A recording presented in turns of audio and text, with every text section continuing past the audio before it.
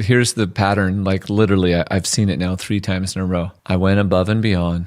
I over communicated. I kept asking the questions. My client won. Yeah. Is there anything I'm missing there?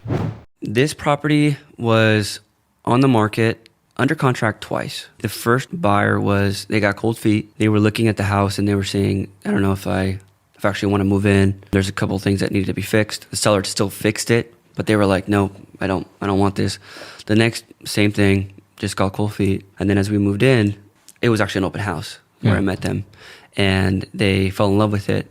And the listing agent, me and him, constant communication, we mentioned communication is key right now. They mentioned we have this price that we need to sell it by. We just want to make sure that this property does not, if we go under contract, we need to make sure that we stay in contract. And so I spoke with my clients. We did the inspection. I already coached them through the inspection and told them this has already been fixed to the point to you guys can move in, turnkey.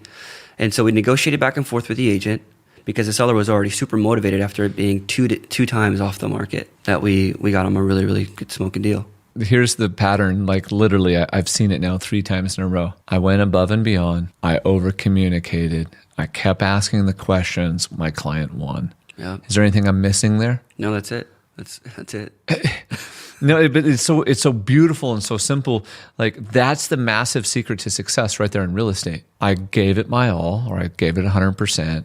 I go above and beyond. I over communicate. I found the pain point.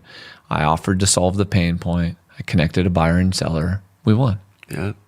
And that's actually something, being an agent, you get the most, that's one of the biggest miscommunication. Buyers and sellers complain about that from their agent. And I've been really fortunate enough to these 2 condos that I got under contract, they both pulled me aside and they said, Elias, you have been the most communicative than anybody else has been. Yeah. You know, I appreciate you going above and beyond for me. They're tricky situations because condos can be kind of hard to sell. You know? That's an understatement.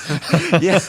Hold on. And they also had special assessment. Yes. One of them had like a $55,000 assessment and he barely bought it, but he had to move. So there was really hard. There was no equity, barely to none of equity, but we still got it done. But it's that constant communication with your clients is what I was able to do to get him a deal and get him under contract.